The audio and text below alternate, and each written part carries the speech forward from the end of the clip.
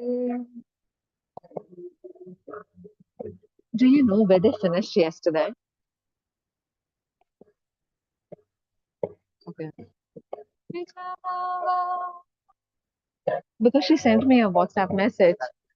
Yeah.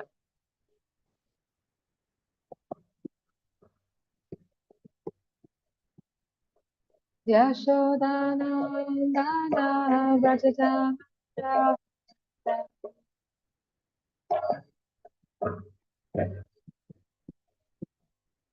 Yashodanandana Vrajata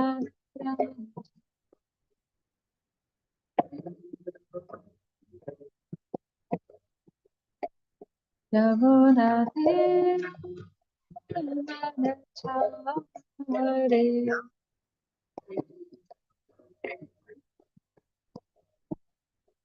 Yamuna Tira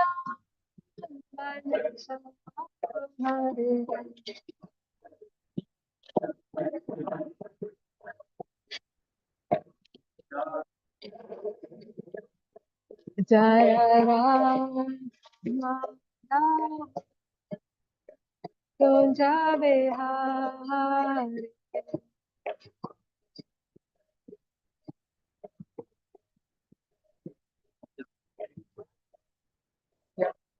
Jaya Radha Madhava Kunja Vihari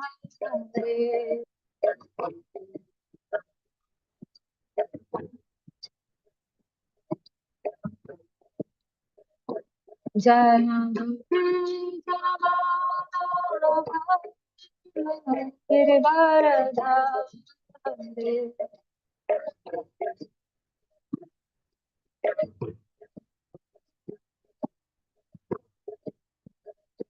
Jaya Girivardhari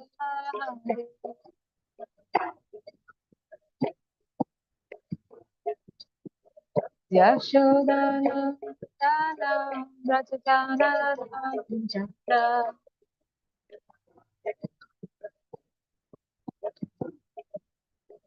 Yashodana Dana Rajadana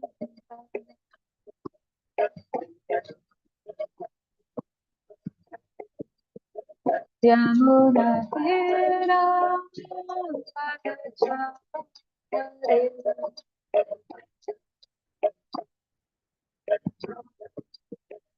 Yamuna Tira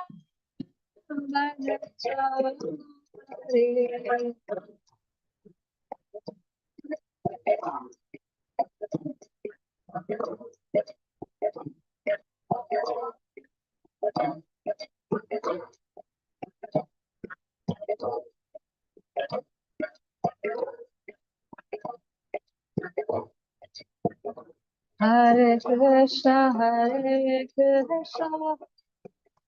Krishna Krishna Hare Hare Hare Rama Hare Rama Rama Rama Hare Hare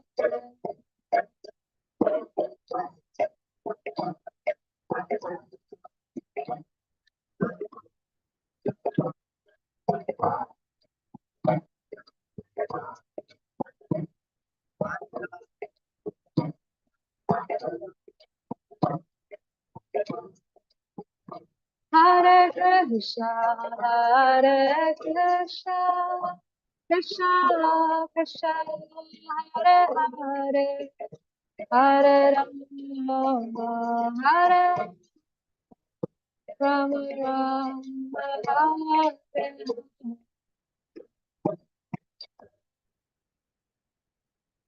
Jaya Vishnu Bhakta Puri Vajakacharya Shri Srimad His Divine Grace A.C. Bhaktivedanta Swami Srila Prabhupada Jaya Vishnu Paramhamsa Puri Vajakacharya Shri Srimad Bhaktisiddhanta Saraswati Thakur Prabhupada Granth Raj Srimad Bhagavatam Anant Koti Vaishnav.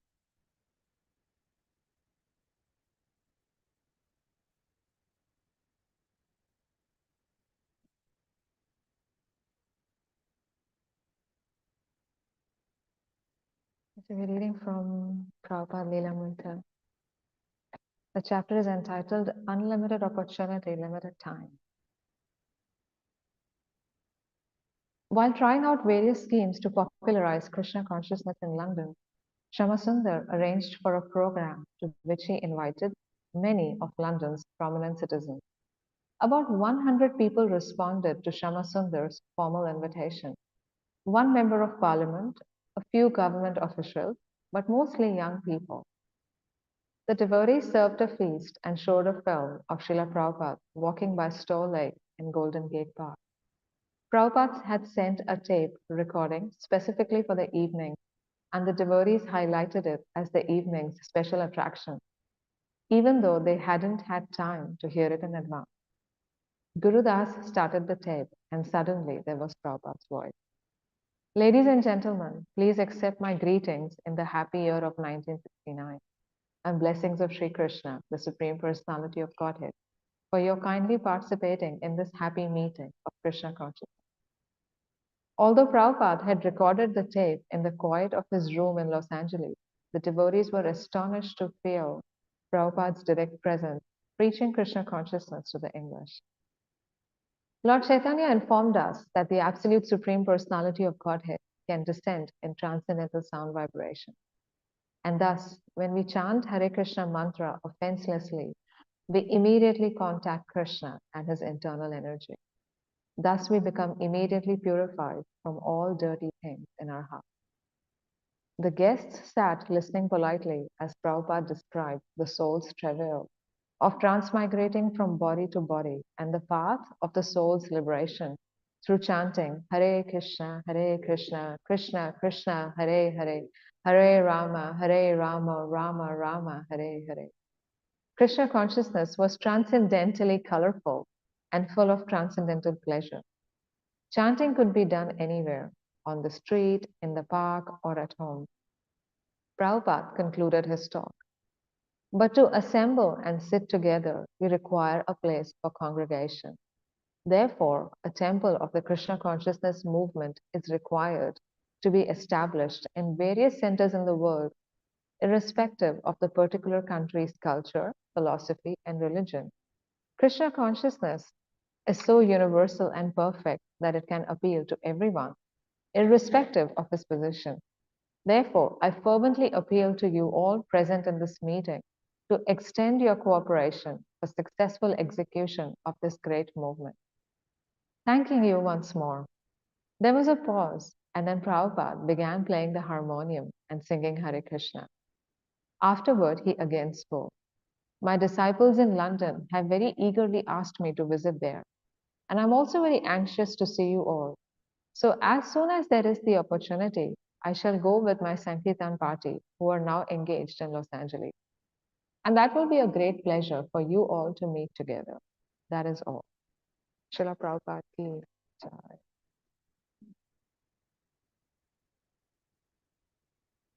Om Namo Bhagavate Vasudevaya. Om Namo Bhagavate Vasudevaya. Om Namo Bhagavate Vasudevaya.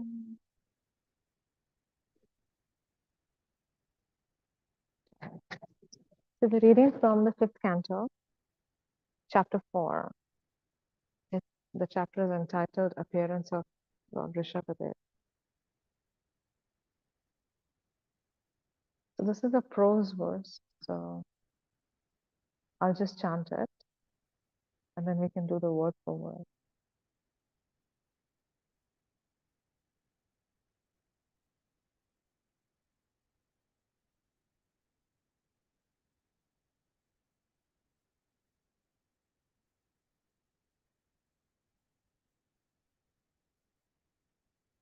Yasya Hindra Spardhamano Bhagavan Varshe Navavarsha Tad Avadharya Bhagavan Rishabhadevo Yogeshwaraha Prahasyatma Yogamayaya Swavarsham Ajanabham Namabhyavarshat. Word for word.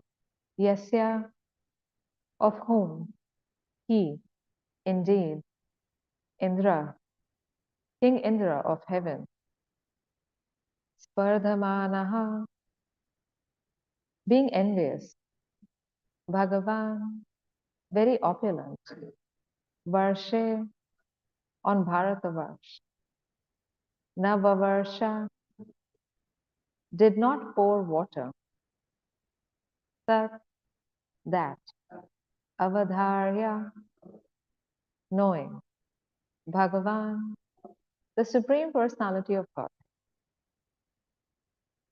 Rishabhadev, Rishabhadev, Yoga Ishvaraha, the master of all mystic power, Prahasya, smiling, Atma Yoga Mayaya, by his own spiritual potency, Swavarsham, on his place, Ajanabham, Ajanabha, Nama, named, Abhyavarsha, he poured water. Translation. Indra, the king of heaven, who is very materially opulent, became envious of King Rishabhadev. Consequently, he stopped pouring water on the planet known as Bharatvarsh. At that time, the Supreme Lord, Rishabdev, the master of all mystic power, understood King Indra's purpose and smiled a little.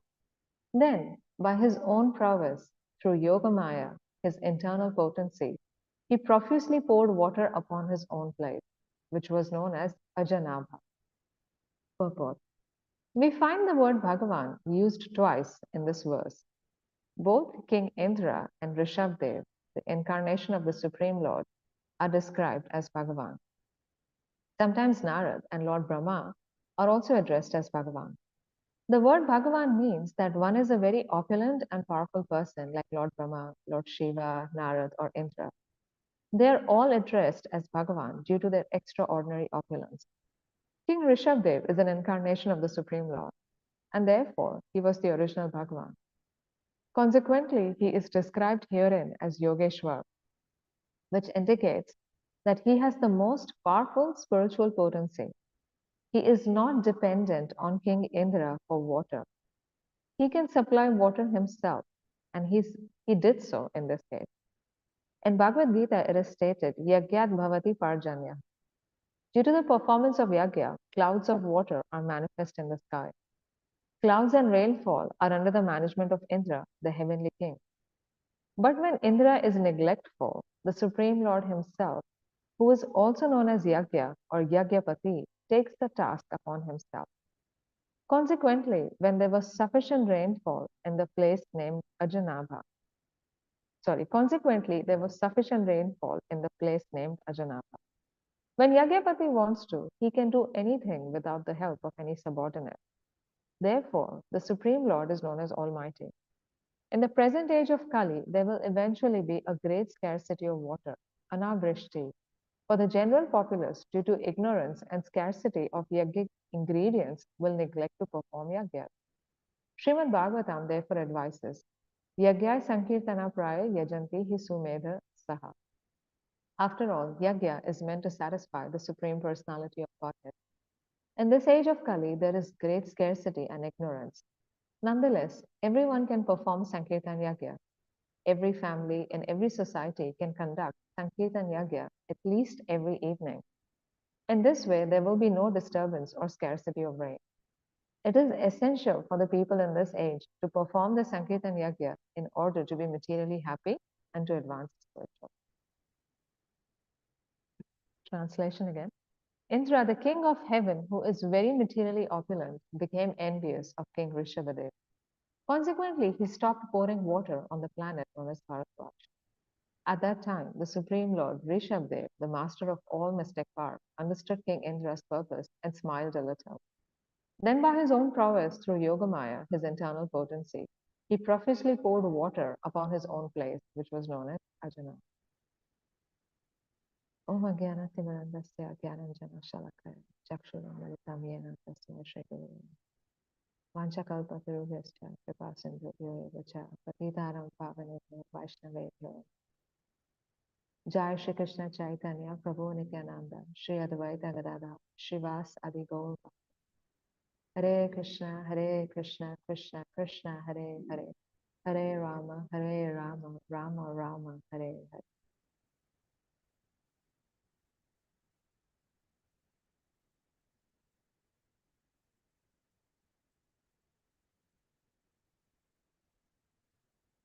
Okay. So when I was reading this text, it's been a while that I've read the fifth canto. So actually I had completely forgotten that that Indra has done a replay of what he did in the fourth canto with Prithu Maharaj again in the fifth canto. So and it's quite interesting, when you read about Indra, King Indra, he appears almost in every canto of the Bhagavatam. And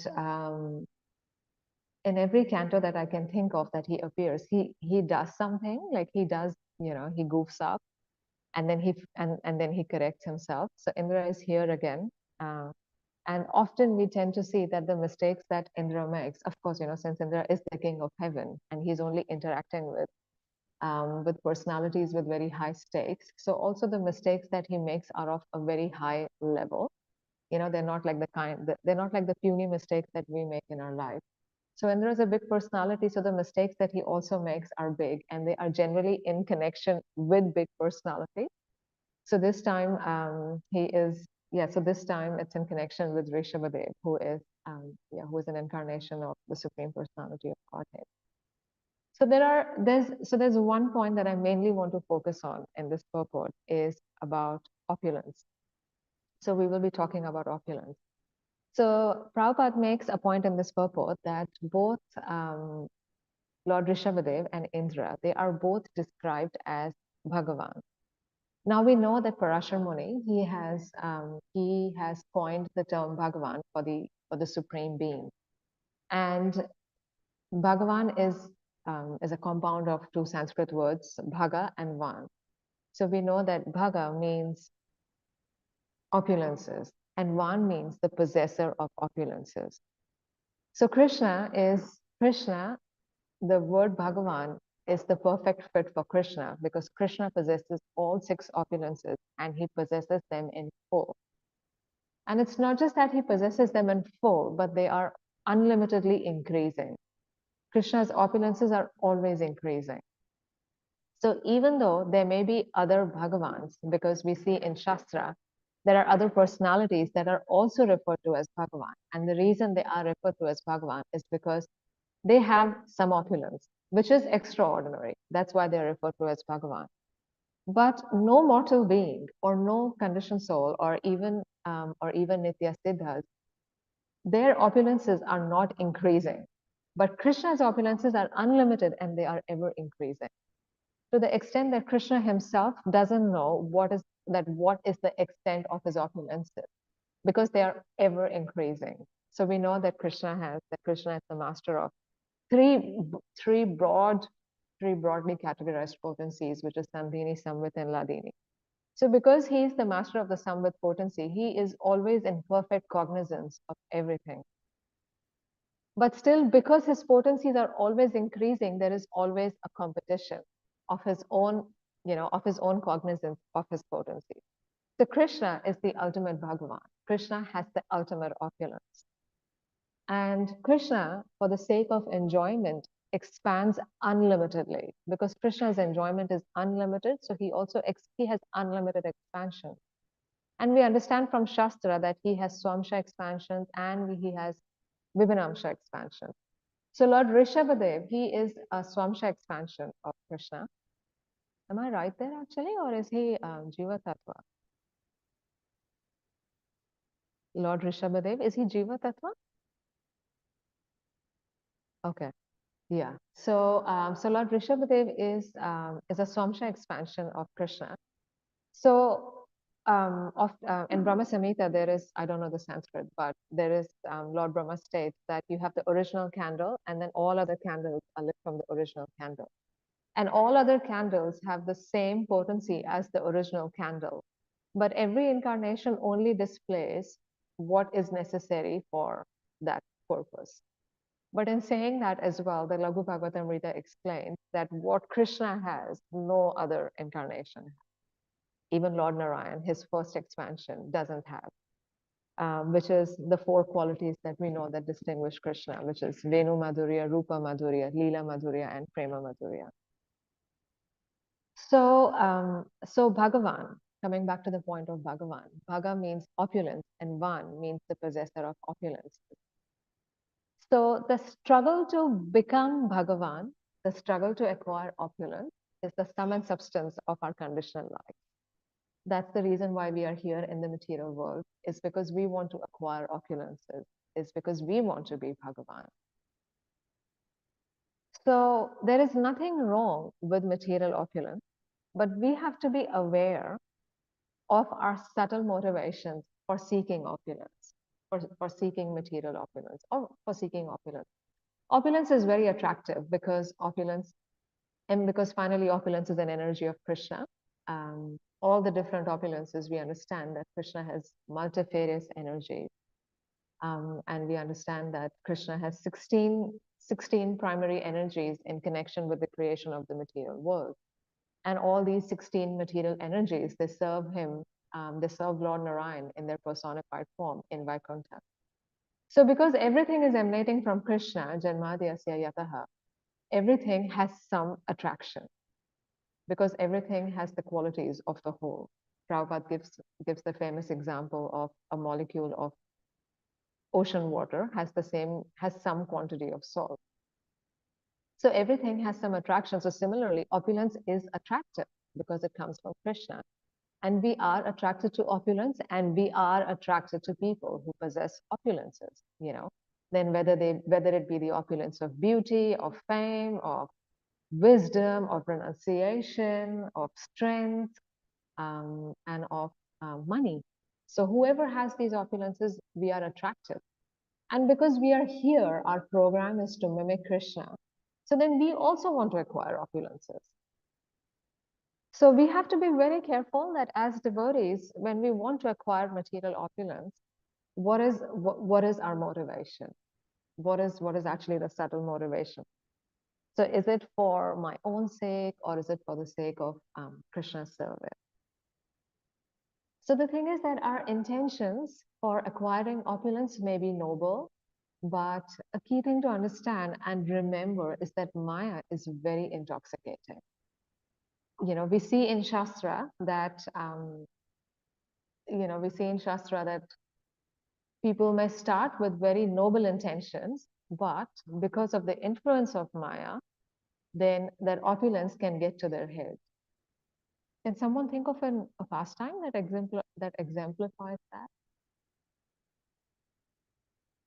Like I can think of Shabari Muni.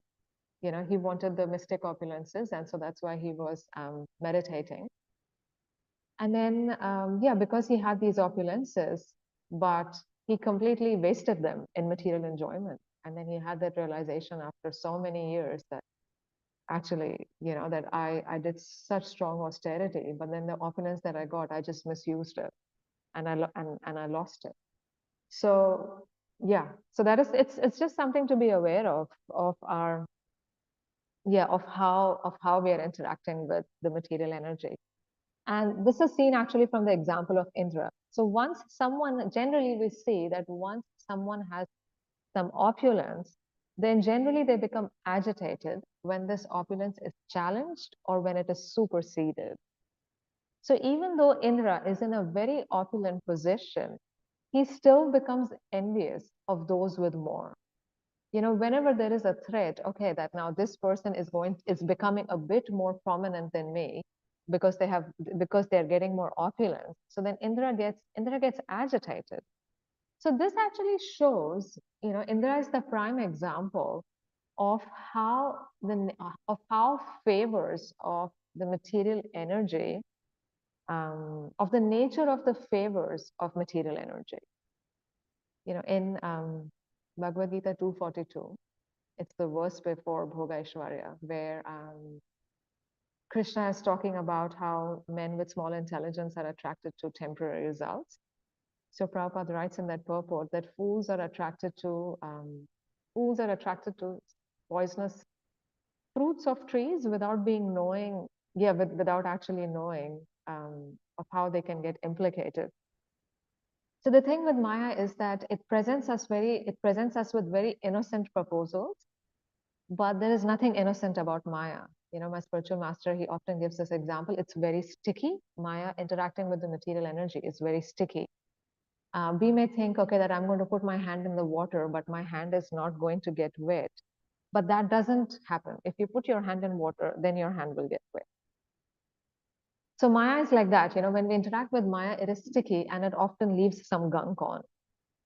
So whenever Maya bestows a favor upon us, we can see from the example of Indra that it doesn't necessarily bring us satisfaction.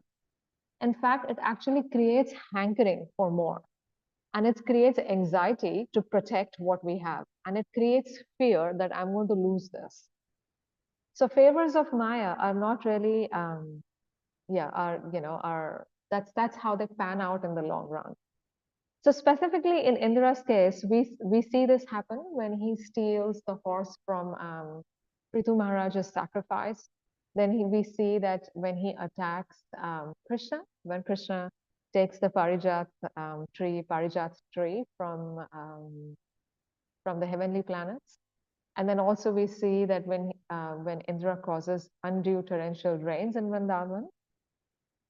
So we can actually see instant changes in Indra's behavior. And this is all based upon a challenge on his position. Not even, it's not that, someone has come and challenged his position, but when he just feels that his position is threatened by someone else getting more opulence, we just see that his behavior is, an instant change in his behavior. To quote an extreme example, so you have Indra on one side, who is the king of demigods, and then you have Kamsa on the other side, who is the king of demons. And we see that as soon as the prophecy happened, Kamsa, there was an instant change in his behavior. He pulls the sword out and catches Devaki by the hair and is ready to slit her throat. And just a moment before, he was playing the role of the charioteer. He was driving the new bride and bridegroom in all pomp and fair. And just in an instant, there's an instant, he's ready to slit his sister's throat. So of course, there is no comparison of Kamsa and Indra, because Indra is a devotee. But the point that I'm trying to make here is that's what opulence can do to us, because we want to protect it. It creates fear of loss. We want to protect it. And yeah, we get agitated that when we feel that we are going to lose it or someone is superseding us. And then in such situations, like we see with Indra, what happens is he misuses this opulence to fight back. So much so, to the extent that he actually misuses this power on the person who's actually bestowed it upon him. So Krishna has, I don't know the verse, it's in chapter 7, at the end, where Krishna says to Arjuna, that whatever you see that's attractive, it's actually just a spark of my splendor. So everything is, any sort of attractiveness or any sort of opulence that we see anybody has is finally bestowed by Krishna. And Indra, of all persons, knows that. But he misuses this power against Krishna. So such is the intoxicating effect of material opulence. So in Kali Yuga, if we look at our opulence is only plastic. In general, the things that we mostly possess are made of plastic. But even then, when it is challenged, whatever teeny position we may have, when it is challenged or when it is minimized, then our behavior changes. Just like Indra's behavior, as soon as Rishabhadev appeared on the scene and all his amazing qualities became visible, Indra got agitated to the extent that he was like, I'm not going to do my service. His service is to pour water. He's like, I'm not going to pour water anymore. So, in one sense, if you see that demigods, They are actually very merciful entities, because the job of Indra is to pour rain, which is a very merciful act. But as soon as his position is challenged, he withdraws that mercy.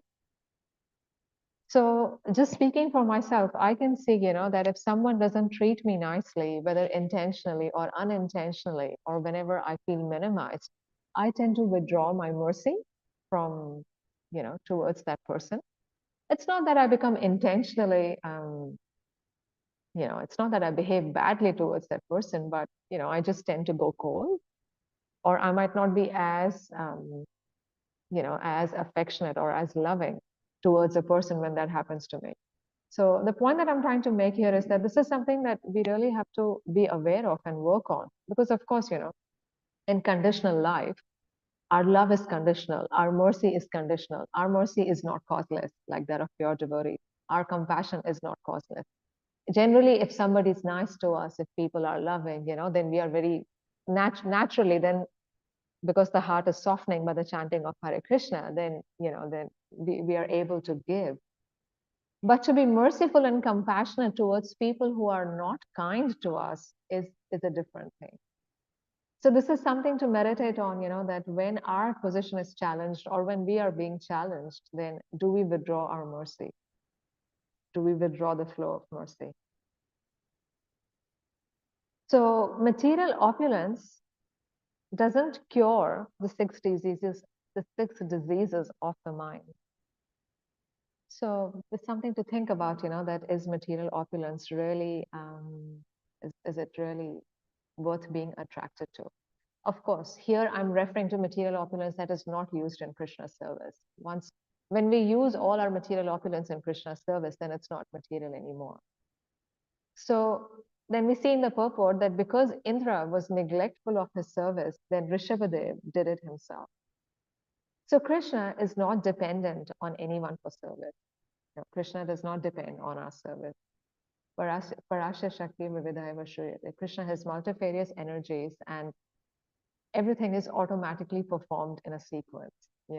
As soon as Krishna desires it, it happens. Krishna has energies who just understand what is it that Krishna wants, and it just happens. Krishna has Yoga Maya for him. Krishna has Leela Shakti. Everything just automatically happens for Krishna's enjoyment. So whether we do our service or not, it does not make a difference to Krishna, but actually it makes a huge difference to us. So we are serving Krishna for our own benefit. And because finally that is our ultimate position. And the fact is that actually, if we don't serve Krishna, then it brings Krishna a lot of anxiety. Because when we don't serve Krishna, then either we are serving the spiritual energy or we are serving the material energy. So when we are in contact with material energy, then it means we are in contact with the three miseries. And that causes pain to Krishna. That causes a lot of pain to Krishna. It causes him anxiety. That's the reason why Krishna comes as Sri Chaitanya Mahaprabhu. That's the reason why Krishna is accompanying us lifetime after lifetime as Paramatma. That's the reason why Krishna is sending his devotees. So it actually causes Krishna a lot of anxiety to see us suffer like this. So if we are neglectful of our service, just like the way Indra was, and then in this pastime, then Rishabdev just did it himself. So if we are neglectful of our service, then just from my experience, I've seen that Krishna will very quickly organize another instrument. It doesn't take time it doesn't take time for someone else to take over our service. So if we are neglectful, if we don't value the opportunity that we have, if we don't appreciate our service, if we don't appreciate our opportunities for service, if we don't appreciate our conducive environment, if we don't appreciate the devotee association that we have, then we can become offensive and we can lose it very quickly. So yeah, so material opulence is temporary, it is implicating. If we don't use it in Krishna's service, it can create pride, it can create offenses. So instead of endeavoring for acquiring material opulence, we should be attracted to the opulence of bhakti. Because when we seek when we seek the opulences of bhakti, then all other opulences automatically come because Krishna takes care of everything. So what are the opulences of bhakti? So we have the beautiful gift of the 9 processes of devotional service.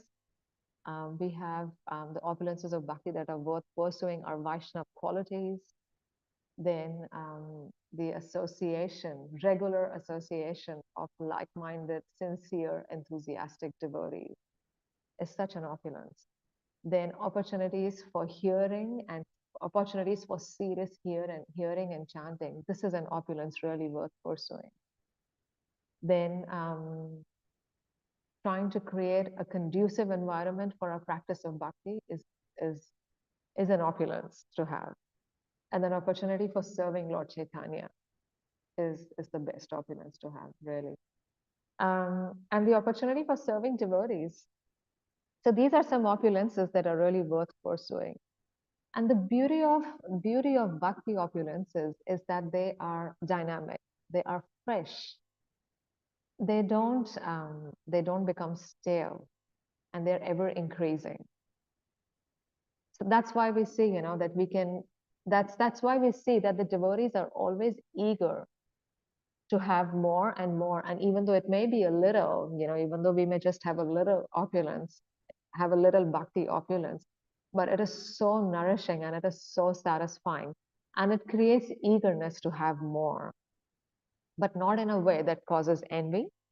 But whereas with material opulence, when you have material opulence, it also creates hankering, but it creates negative qualities. It feeds negative qualities. But when we have bhakti opulences, then these opulences, they actually par Vaishnava qualities.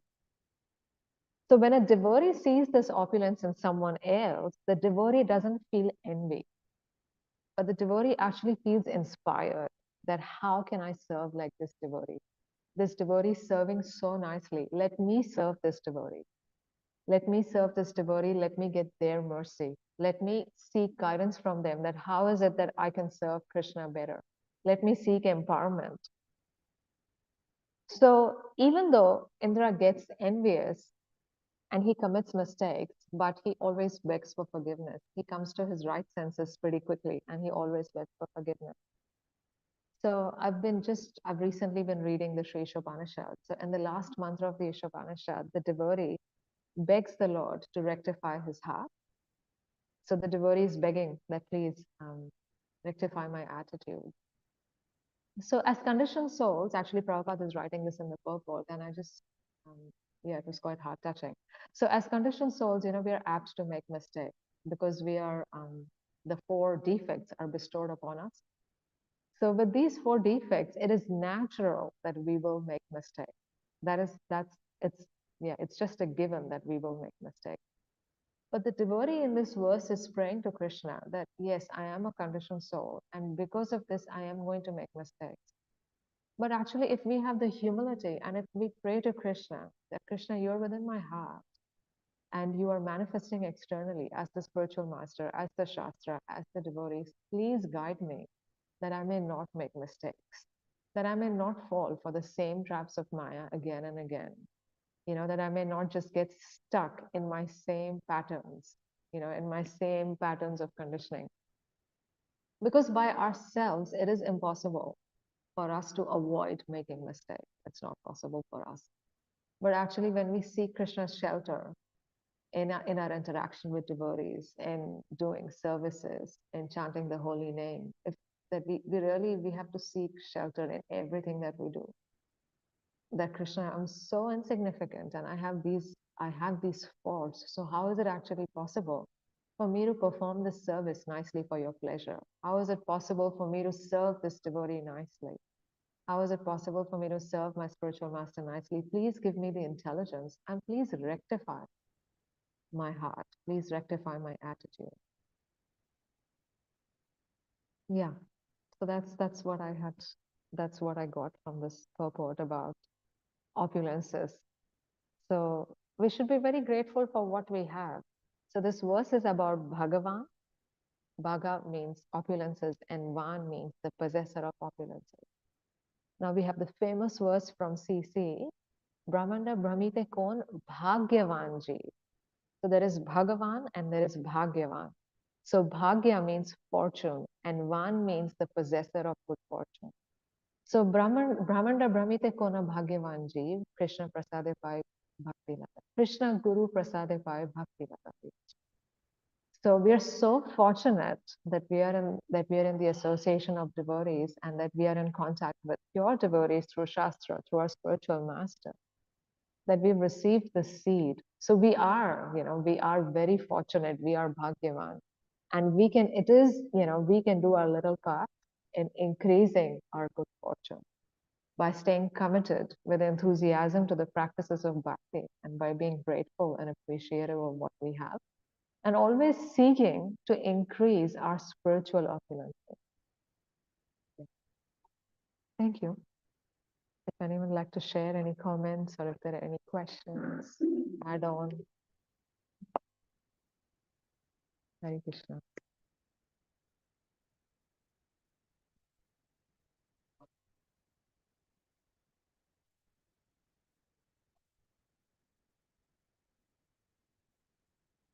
Mhm.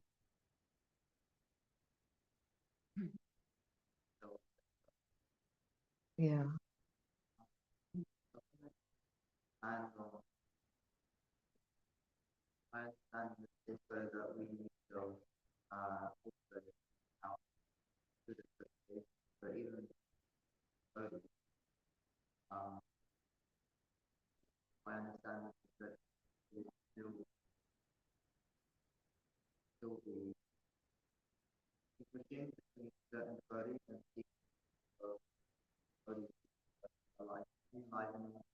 Mm.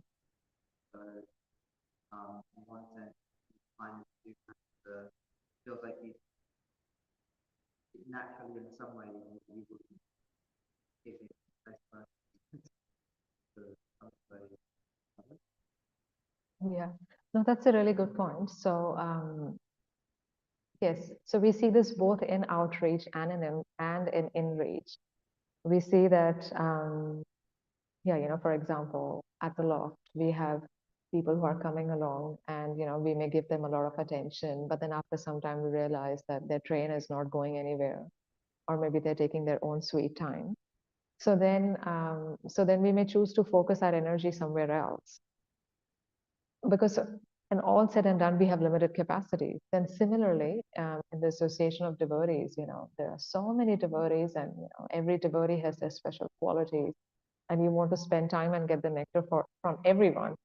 But at the same time, we have limited time and capacity. So the point here is the point that I was making was not so much about external behavior, but about our internal attitude. So for example, I mean, I can just say what my internal dynamics are. So if I find, that I'm giving a lot of attention to someone or if I'm spending a lot of time with them, but they're just not interested, then my heart actually goes cold. It's like the switch turns off. So that's an internal thing. So the point that I'm making here is that we have to be aware of our internal attitude externally. So I'm saying that should not happen. I may choose, okay, that this person that this person maybe they will connect better with someone else, or maybe I'm not the right person to cultivate them, but my heart should not go cold towards them. You know what I mean? Yeah. So it's that internal thing. So similarly, in the association of devotees, okay, we may choose to discriminate, and yeah, we have limited time. Yeah, we have limited time. Life is very busy. So naturally, we want to associate with those devotees who, from who can inspire us in our bhakti practice and who are like-minded. But this doesn't mean, so yes, we spend time with them, but at the same time, it doesn't mean that in my mind, that mentally I'm thinking less of other devotees or that I'm discriminating in my mind. Oh, I'm not going to spend time with you because you are not as enthusiastic or because you have different interests. No, in mentally I have equal respect for every mentally we should endeavor for having equal respect, love and affection for everyone. It's like that verse from Bhagavad Gita that a brahmana sees a dog, a cow, elephant, tiger and a brahmana and an outcast equally and he loves everyone equally, but the external behavior is different. We may love a tiger and we may love a dog, but the way we treat a tiger is going to be different from the way we treat a dog. But the mercy in the heart is there. So another example that I can think of is that especially it applies, I was going to mention this, it applies in this context, that you see that when Indra withdrew his mercy, it was out of envy. He was upset with Rishabhadev. So that was his internal attitude. But whereas when a pure devotee and when Krishna, let's say when they stop interacting with someone, they haven't withdrawn their mercy. But it's their decision that at this point, this is the best way for this person. So sometimes we see that a spiritual master chastises a disciple, or that we may experience some heavy reactions coming our way. But it's not that Krishna is upset with us. That is Krishna's mercy, and that is the spiritual master's mercy. But when Indra is doing this, Indra is not doing it out of mercy. Indra has stopped pouring the rain out of envy. So it's that internal attitude, and that is something actually only we know, right? Yeah, it's only we know. Why am I not spending time with this person? Why has my heart gone cold?